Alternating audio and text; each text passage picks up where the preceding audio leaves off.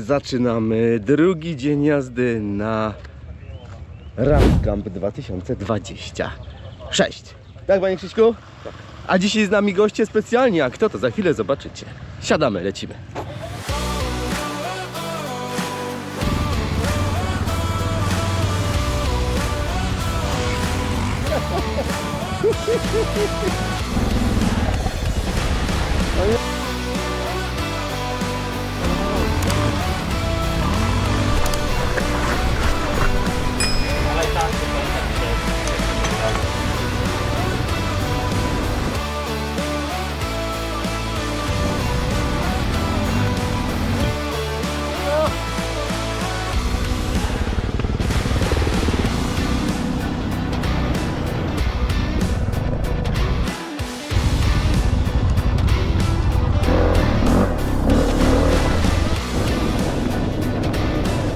Pawełek jest najlepszy. Czego ci brakuje? Kawy! Jeden, startujemy! Jest! Proszę popatrzeć na te ruchy, jak on pracuje tą ręką. To będzie długi dzień. Zapomnij o konkursach. A gdzie reszta? Ktoś chyba męczy.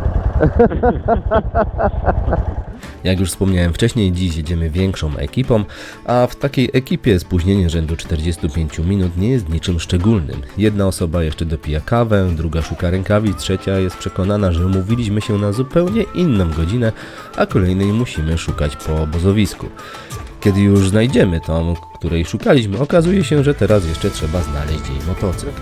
Tak więc słuchajcie, z dużą ekipą najlepiej umówić się godzinę wcześniej, jest wtedy szansa, że wyjedziecie dokładnie o tej porze, o której od początku planowaliście i nie będziecie się gotować w ciuchach motocyklowych, oczekując na innych. Ale kiedy wreszcie udało nam się zebrać wszystkich rajderów i większych motocykli, mogliśmy ruszyć, a dziś kierunek Kielce. A razem z nami jedzie całkiem fajna ekipa, mianowicie jest z nami Marek Suslik, czyli White Wolf, człowiek, którego znacie z zimowych zlotów motocyklowych oraz wypraw motocyklowych. Kiedy normalni ludzie widzą śnieg, to chowają motocykle, natomiast Marek widzi dobre warunki do jazdy i jedzie tam, gdzie jest jeszcze więcej śniegu i jest jeszcze zimniej.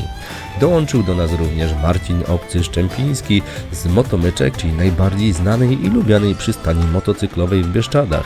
Jest też Paweł, który dzielnie walczył z trudami dzisiejszej trasy, choć brak odpowiednio długiej przerwy kawowej wyraźnie obcinał jego ambicje terenowe. Motocykl chciał jechać, ale Paweł niekoniecznie. Jedzie z nami również Michał, czyli Gajron na bardzo stylowej Yamasze, który cierpliwie prowadził zmęczonych i nieco wolniejszych rajderów, choć było widać, że jego dusza już dawno odkręca gaz i pojechała gdzieś siną w dal.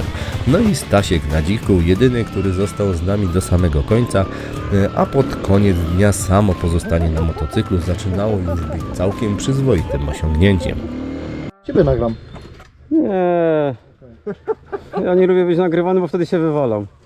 Mi Daniel dał kamerę, bo to jest jego kamera, po to, żebym jego nagrywał, także nie, wiesz, nie mogę tak zrobić. Na odprawie było tam. Tak? No, oni tu róże wycinali, no. No to jedziemy.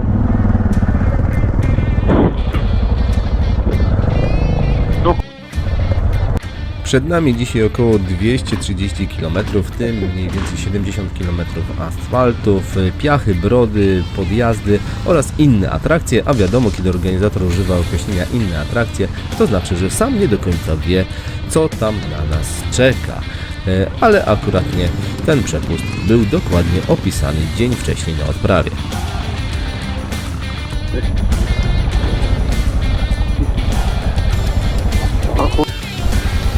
Dobrze jest. Gdzie tu mamy wyjechać? Nie, chyba Nie, jest tam wyjazd.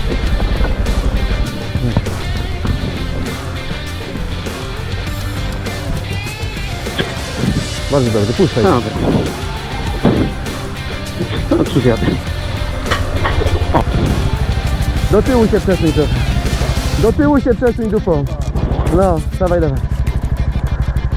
Dobrze jest, dawaj. Jeszcze. Dobrze. Powoli. No. A reszta gdzie?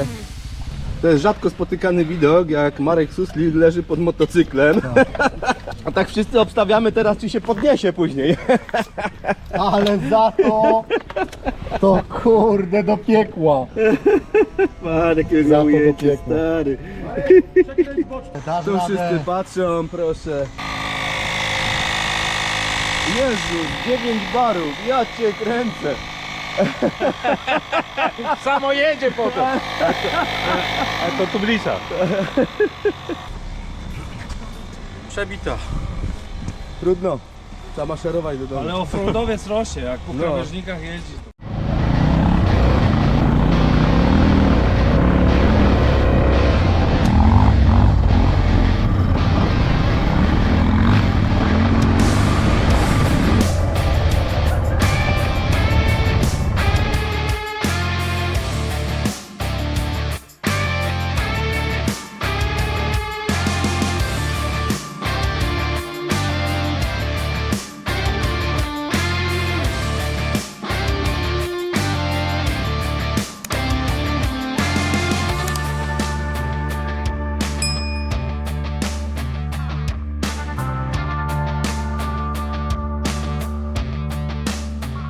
Co? O.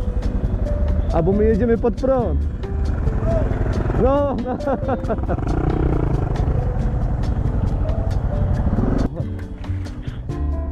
Tak to czasami bywa, że nawet jeśli macie przygotowany odpowiedni track, macie GPX-a, to i tak, jeżeli trasa jest bardzo kręta i zawija i nawraca i macie jakieś pętle na niej, no to można się pomylić i czasami przejechać pod prąd, zwłaszcza jeżeli macie włączonego Osmanda i nie macie włączonych strzałek kierunku, w którym jedziecie.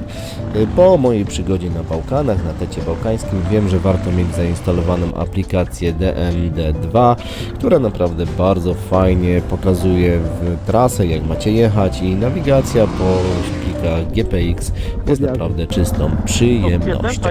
Nie mam pojęcia.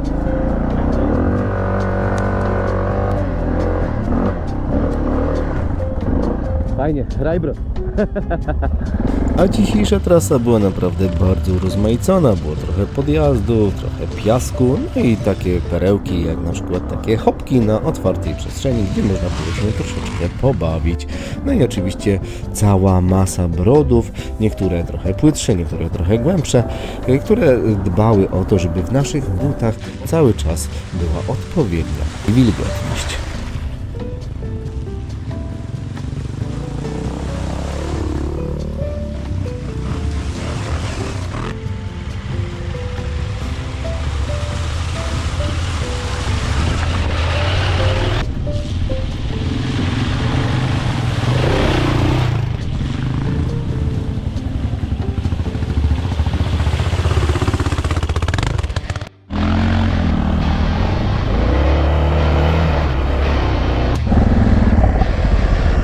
O nie! Uwaga.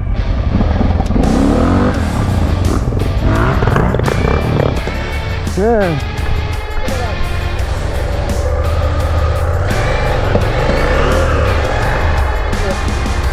Już nie pomóż. Dawaj do tyłu. Czekaj, czekaj.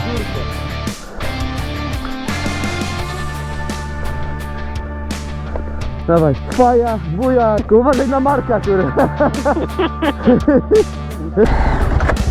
Ale gazu, gazu!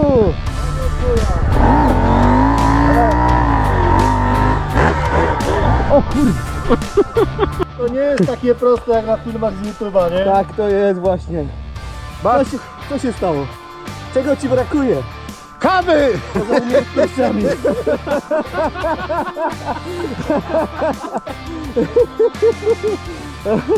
Dobrze, dał radę. Jaka może być radość z wyjechania z kilku metrów. I chyba zgodzicie się ze mną, jeśli stwierdzę, że zawsze na jakiejś wyprawie, na jakimś wyjeździe znajdzie się taka część trasy, która będzie trudniejsza niż całość, która sprawi nam dużo problemów. Co prawda niektórzy sobie z nią dadzą radę, ale to będzie wyzwanie dla nas samych, dla naszych umiejętności, dla naszego motocykla, ale przede wszystkim dla naszej głowy, żeby poprzestawiać sobie i zrozumieć, że jeżeli inni tam wjechali, to my też możemy, tylko wystarczy mieć odrobinę więcej odwagi i odrobinę więcej techniki. Dlatego jeżeli bardzo mocno stresujecie się takimi rzeczami technicznymi, to warto jechać na jakieś szkolenie. To jest jedno rozwiązanie, a drugie rozwiązanie to jest nic, tylko jeździć i podnosić poprzeczkę coraz wyżej. A zobaczycie, że jazda w cięższym, coraz to cięższym terenie będzie sprawiać Wam coraz większą frajdę i przyjemność.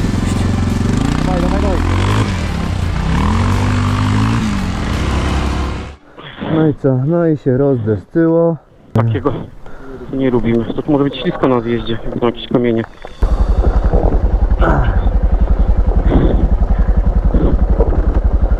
Fajny zjazd. Mniej więcej w połowie trasy pogoda uznała, że do tej pory bawiliśmy się zdecydowanie za dobrze. Najpierw zaczęło lekko kropić, później trochę mocniej, a po chwili padało już na tyle konkretnie, że dalsze udawanie, że zaraz przejdzie, nie miało większego sensu. Trzeba było się zatrzymać i wskoczyć w przeciwdeszczówki. Po bardzo intensywnej walce na tym piaszczystym podjeździe stwierdziliśmy, że odłączamy się w trójkę od całej grupy po to, żeby jak najszybciej przejechać całość trasy i zdążyć na obiad, kolację oraz oczywiście konkursy z nagrodami, które były zaplanowane na dzisiejszy wieczór. Surowców drogowych Józefka. Że tam? Nie, tam, w lewo masz drogę. W lewo. Tak? Tam masz. Aha, a jakbym tu próbował wyjechać? Nie, no No tu kawałek tamten. Nie? jak gdzieś tam nawrócisz? Nie mam pojęcia. Ale jak fajnie. Nie?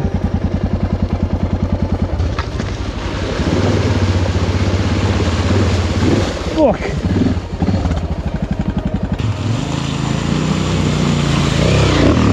Ładnie.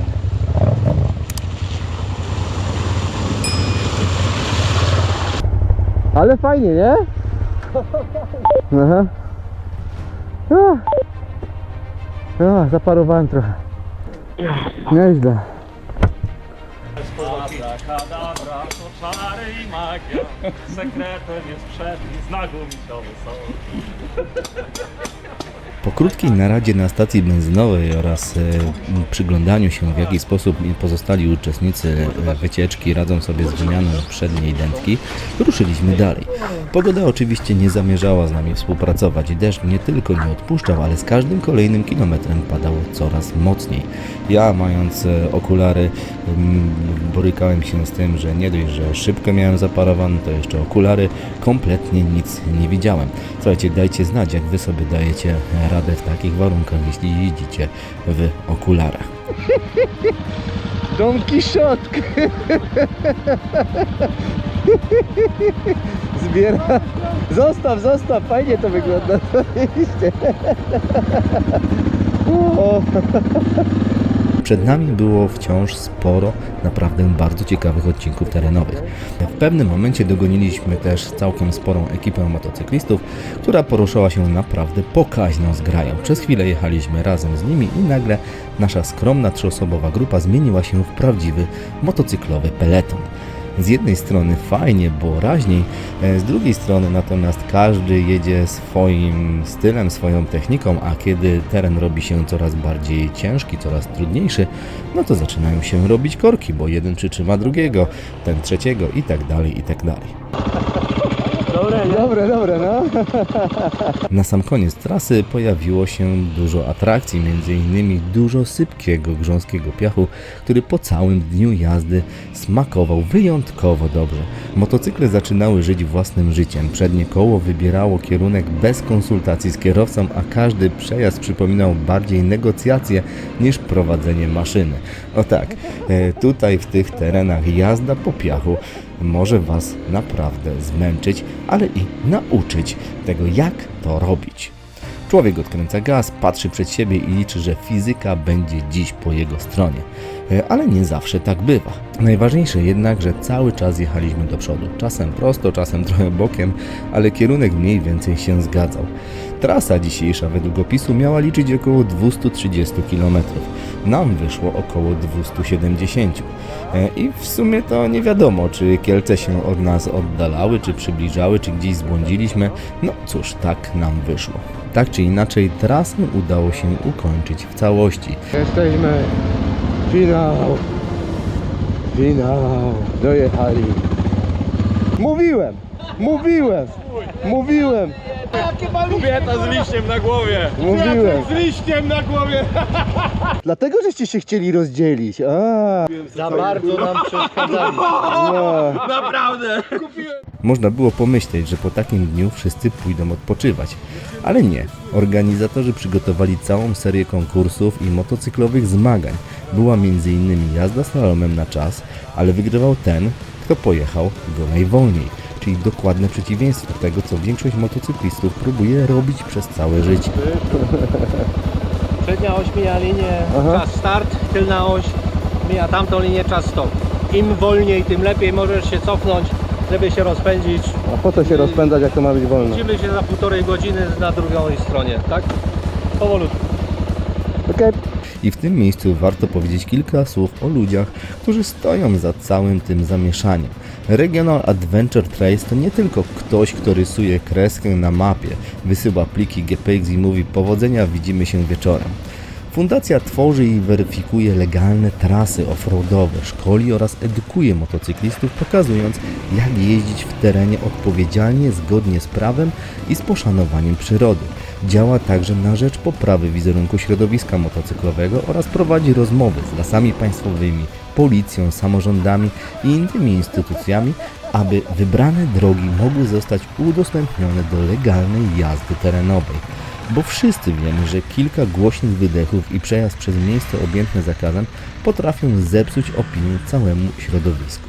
RAC pokazuje, że można inaczej, a najlepszym przykładem tego była ostatnia Racomania, którą mogliście śledzić na Facebooku i na innych portalach społecznościowych. Było także przepychanie motocykla przez teren i przeszkody. Świetna konkurencja, szczególnie po 270 km, kiedy nogi już wcześniej oficjalnie poinformowały, że kończą współpracę. Zmagania w tej konkurencji w klapkach czy też w tenisówkach raczej nie przyniosłyby żadnych rezultatów, stąd też podjąłem decyzję, że na nowo ubieram te moje przemoczone, już dosyć intensywnie pachnące buty po to, żeby wziąć udział w tej konkurencji.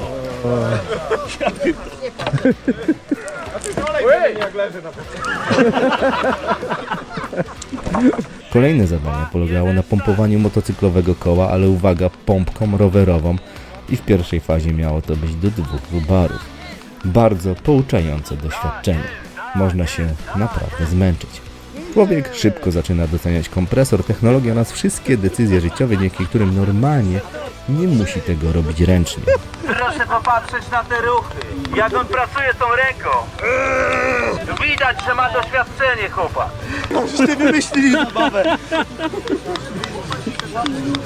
Była też konkurencja rozpalania ogniska krzesiwem. Tutaj człowiek przez kilka minut czuje się jak prawdziwy survivalowiec, a później zaczyna się zastanawiać, czy zapalniczka rzeczywiście jest aż tak wielkim oszustwem. 1, startujemy.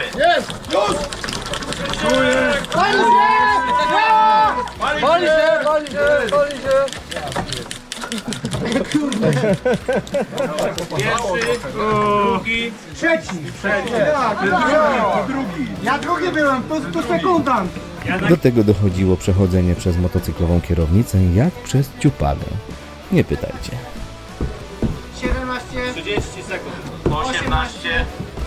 W kilku konkursach udało się nawet coś ugrać. Wpadło jedno pierwsze miejsce, jedno drugie miejsce, więc do namiotu nie wracałem wyłącznie z mokrymi skarpetami i bólem mięśni. Krótko mówiąc, było warto.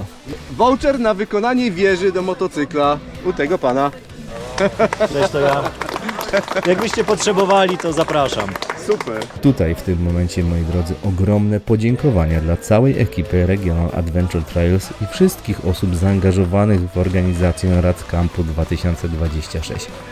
To było naprawdę bardzo ciekawe doświadczenie, bardzo miło było mi uczestniczyć w tej imprezie. Świetne trasy, fajna atmosfera, masa atrakcji i ludzie, z którymi można zarówno pojeździć, jak i później długo porozmawiać przy ognisku. Myślę, że za rok również się tutaj pojawimy, a teraz oddaję głos pozostałym uczestnikom. Posłuchajcie, co oni mają do powiedzenia o Rad Campie. Takiego sposobu kopania jeszcze nie widziałem. Tylko mocno stań na nim. Co pan o tym myśli? Będzie dobrze, to jest KTM, to tak ma. Kupuję koła. Bo musisz go złapać, patrz, w autodeko, opuść go na dół. Wiem, jak to wiesz. No to na TDC go daj, bo musisz go z samej góry kopnąć. A tam zawody w rozpalaniu ogniska O. były. Trzeba było to podstawić. Tak, tutaj kolega się będzie męczył. Jak było Na Radsie? Tak. Dobrze, dobrze, dobrze. Troszkę padało, ale git, naprawdę git. Także polecamy przyjechać w przyszłym roku. Jej zdanie może być troszeczkę nieobiektywne, bo ona bardzo mało jeździła. Jeździłam po kamieniołomie, nie gadaj. Tak, była. A dobra, była, ale to ma, to nadal jest mało. No wiem, że mało, ale hello, hello. No właśnie. To i Nie, tak, nie, Te to i dwa tak, palce bez czucia. to i tak szacunek. No. A my w międzyczasie, jak było, panie prezesie? Bardzo fajnie, bardzo Przedstaw się, żeby fajnie. tutaj widzowie ci ten imię na przykład. Tak, Michał, Grucha, O, Grucha. Nowy Targ, ksywka nieprzypadkowa od nazwiska. O, widzisz. Gruszewski? Nie, Gruszka. Grusz. A, Było bardzo fajnie, w przyszłym roku zapraszamy również. o, proszę bardzo. A czy jeszcze nie? Jest za wsparcie, Uwziął się na niego. Proszę, tu kolega na dzikusie przyjechał. Jak tam? Petarda impreza. Wszystko jest tak, jak powinno być. No i o to Więc chodzi. trasy eleganckie, towarzystwo najlepsze, jakie można tu spotkać. I z tego się bawić. Czy było coś, co sprawiło ci najwięcej trudności na tej, że tak powiem, na tym kampie? Zmiana przedniej opony w deszczu. Na stacji Na benzynowej. stacji benzynowej. Ale to i tak, są plusy, bo był kompresor, było wszystko, Dokładnie. także wiesz, widownię miałeś elegancko. Poradziliśmy No. sobie. Także super. Crossfire. No teraz fire tylko.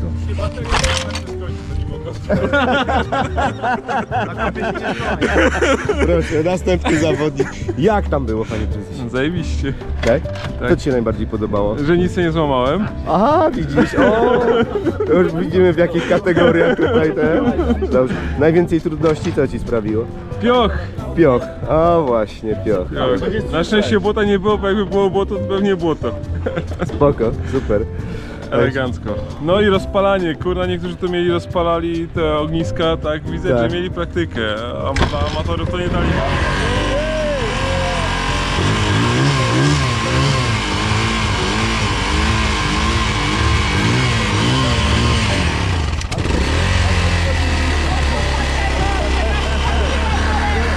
Gratulacje! Pamiętaj, że jeżeli KTM nie wzięcie, to znaczy, że już tam nie ma śrubek, już wszystkie odpadły po drodze. Moi drodzy, to by było tyle na dziś. Oczywiście pamiętajcie o lajku, pamiętajcie o subie. No i cóż, zapraszam Was już teraz na kolejny program, kolejne fajne odcinki, które pojawią się na kanale, a będzie co oglądać, dlatego że wróciłem z trasy TET Bałkany, więc na kanale będą pojawiać się odcinki dzień po dniu z tej właśnie wyprawy, czyli TET Bośnia i Hercegowina, Czarnogóra oraz Albania. Tyle na dziś, trzymajcie się, na razie. Hej!